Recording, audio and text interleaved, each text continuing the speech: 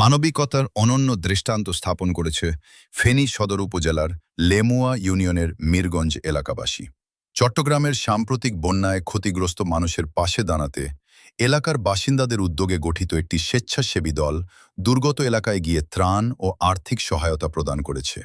গত ১৬ জুলাই চট্টগ্রামের বাঁশখালী, পেকুয়া এবং সাগরগাটা ৪ ও ৫ নম্বর ওয়ার্ডে বাড়ি বাড়ি গিয়ে বন্যায় ক্ষতিগ্রস্ত ২৫০টি পরিবারের হাতে উপহার সামগ্রী তুলে দেওয়া হয়। প্রতিটি পরিবারের জন্য প্রায় ১৫ কেজি ওজনের ১৩ ধরনের খাদ্য ও নিত্য প্রয়োজনীয় পণ্য সম্বলিত উপহার প্যাকেট বিতরণ করা হয়। পাশাপাশি চরম সংকটে থাকা ২০টি অসহায় পরিবারের হাতে নগদ আর্থিক সহায়তাও তুলে দেওয়া হয়। ত্রাণ ও সহায়তা পেয়ে বন্যা দুর্গত মানুষের মুখে স্বস্তির হাসি ফুটে ওঠে। তারা মিরগঞ্জ এলাকাবাসীর এই মানবিক উদ্যোগের ভূয়সী প্রশংসা করেন এবং তাদের জন্য দোয়া করেন। ১৭ সদস্যের এ মানবিক কার্যক্রমের নেতৃত্ব দেন মিরগঞ্জ সমাজ পরিচালনা কমিটির সাধারণ সম্পাদক দেলোয়ার হোসেন।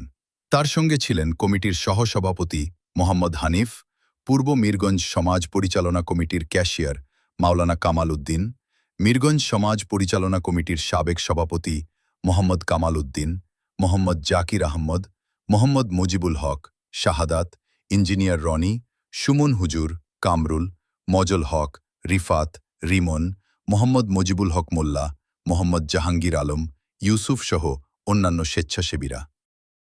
আয়োজকদের পক্ষ থেকে জানানো হয়, সমাজের বিত্তবান, প্রবাসী ও স্থানীয় মানুষের সহযোগিতায় এই মানবিক কার্যক্রম বাস্তবায়ন করা হয়েছে। তারা বলেন, দুর্যোগে মানুষের পাশে দাঁড়ানো সামাজিক ও নৈতিক দায়িত্ব।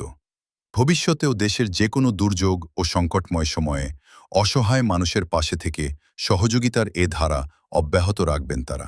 স্থানীয়দের মতে, মিরগঞ্জ এলাকাবাসীর এই উদ্যোগ কেবল ত্রাণ বিতরণ নয়, বরং মানবিকতা, সামাজিক সম্প্রীতি ও পারস্পরিক সহযোগিতার এক অনুকরণীয় দৃষ্টান্ত হয়ে থাকবে।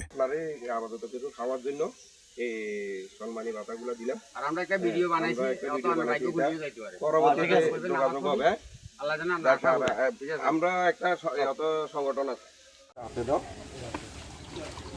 পরবর্তীতে যদি আল্লাহ রাব্বুল আলামিন আমাদেরকে যদি এই ধরনের একটু সুযোগ সুবিধা দেয়, আপনাদেরকে